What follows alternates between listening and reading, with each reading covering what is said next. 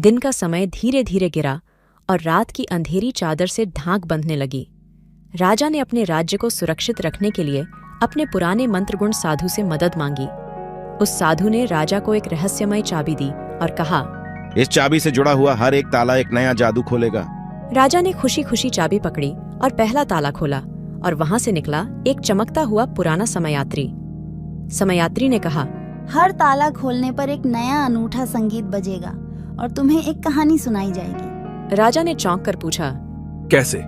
समयात्री मुस्कुराए और बताया, हर ताला एक नया संगीत सृष्टि करेगा जो तुम्हें मेरी कहानी में खींच लेगा। एक दिन एक ताला खोलते ही राजा के सामने एक मानवता भरा जंगल खुला, जहां हर पेड़, पौधा और पशु एक दूसरे के साथ मिलजुल कर जी रहे थे।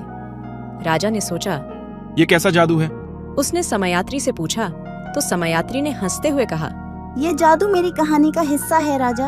इस जंगल का रहस्य तुम्हें एक सबक सिखाएगा। राजा ने जंगल की ओर रुख किया और वहां एक वृक्ष के नीचे बैठे साधु के पास पहुंचा। साधु ने कहा, यह जंगल तुम्हारी जिंदगी का एक बैग है। इसमें हर पेड़, पौधा और पशु एक दूसरे से मिलजुल कर रहता है। तुम्हें भी इस जंगल का हिस्सा बनना है और सभी को साथ लेकर चलना है। राजा ने समझा कि साधु सही कह रहे हैं और वह जंगल की ऊर्जा को अपनी राजधानी में लाने का निर्णय लिया। वह जंगल से विभिन्न प्रजाओं को बुलाकर उन्हें एक साथ रहने का सौभाग्य प्रदान करता है, जिससे राज्य में एक मिलनसार वातावरण बना रहता है। एक दिन जब राजा और उसकी पत्नी जंगल में भटक रहे थे, एक जादुई पक्षी ने उन्हें एक विशेष समझदारी से युक्त किया। पक्षी ने कहा, आपका राज्य तो एक अद्वितीय साझा जगह बन गया है, परंतु अब आपको एक अच्छा और न्यायिक नेतृत्व की आवश्यकता है।